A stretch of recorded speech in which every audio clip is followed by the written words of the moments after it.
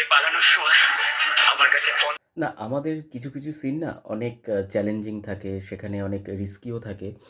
যেমন আমি পুলিশ ফাইলসে একটা কাজ করেছিলাম। গল্পটার নাম ছিল 'হিংসা'। তো সেখানে আমাকে মানে সেখানেও নেগেটিভ ক্যারেক্টার। তো পাগল টাইপস একটা সাজানো হয়েছিল, মুখে দাড়ি, বড়, বড় চুল। তো এত সুন্দর মেকআপ আর্টিস্ট আমাকে সাজিয়েছিলেন।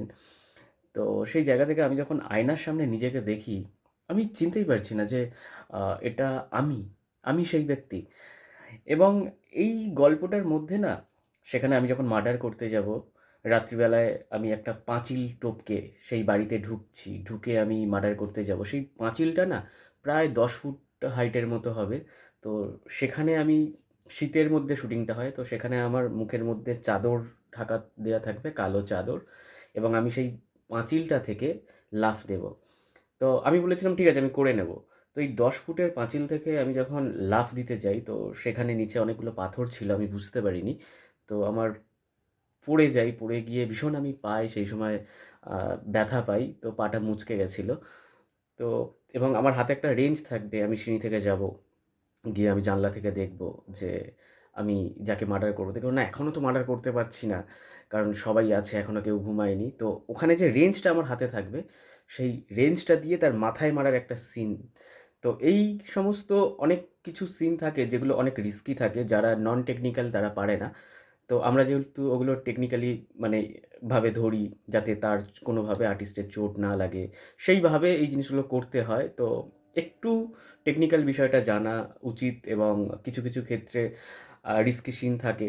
সেই সময় অ্যাকশনের সময় অনেক সময় লেগেও যায় বা এরকম কিছু। তো আমাকে যখন মাথাটা ধরে আ আমাকে ২ টো পুলিশ অফিসার থাকবেন। তো আমাকে মাথাটা ধরে থানার মধ্যে মারছে। "বল ঘটনাটা বল, ঘটনাটা বল।" আমি তখন চিৎকার করছি, চিৎকার করে বলছি, "বলছি স্যার, সব বলছি।" আমি তখন অ্যাক্টিং এর মধ্যে চলে গেছিলাম। আমি তখন বলছি, "যা করার একেবারে রিয়েল করো। একটুর জন্য যেন না মনে হয় যে আমরা ফেক করছি বা কিছু করছি।" মানে উম যে চরিত্রটা হয় না, সেটা তখন ভেতরের মধ্যে চলে আসে যে আমি তখন গল্পের মধ্যে ঢুকে গেছি। তখন আমি যে আকাশ ব্যানার্জী, তখন নিজেকে সেই জায়গাটাতে আমি সেই ক্যারেক্টারটা কী করছি, বাস্তবে কতটা সেটা ফোটাতে পারবো, মানুষ কতটা দেখবে। তো যখন এই নেগেটিভ চরিত্রগুলো করি, আ তখন সত্যি কথা বলতে যখন টেলিভিশনে হোক বা ইউটিউবে যখন মানুষজন দেখেন, দেখে যখন দেখি যে ওরা নেগেটিভ চরিত্রকে খুব উল্টোপাল্টা কথা বলছে, গালাগাল দিচ্ছে। তো ১ম না মন খারাপ হয়ে যেত। আমি ফোন করে চ্যানেলকে বলতাম, ডিরেক্টরসদের বলতাম যে, "এরকমভাবে না এরকম বলছে, গালাগালি খেতে হচ্ছে, লোকে এরকম বলছে।" তখন বলছে, "তার মানে তোর চরিত্রটা আকাশ একদম পারফেক্ট হয়েছে। লোকে পছন্দ করছে।" আর সবথেকে বড় কথা হচ্ছে, আ কি বলবো? মানে প্রত্যেকটা আর্টিস্ট, আমার সাথে যারা কাজ করছে, প্রত্যেকটা আর্টিস্ট নো ডাউট ভীষণ ভালো, এবং আমার কোনো ক্রেডিট নেই। আমি নিতেও চাই না। যে সমস্ত পরিচালকরা আমাকে সেই সমস্ত ক্যারেক্টার দিয়েছিলেন বা দিয়েছে, সত্যি তারা না থাকলে হয়তো আমি আজকে আকাশ ব্যানার্জী আপনাদের সামনে এই অভিজ্ঞতাটা শেয়ার করতে পারতাম না। আজকে তারা ছিলেন বলেই হয়তো আমি আজকের এই জায়গায়।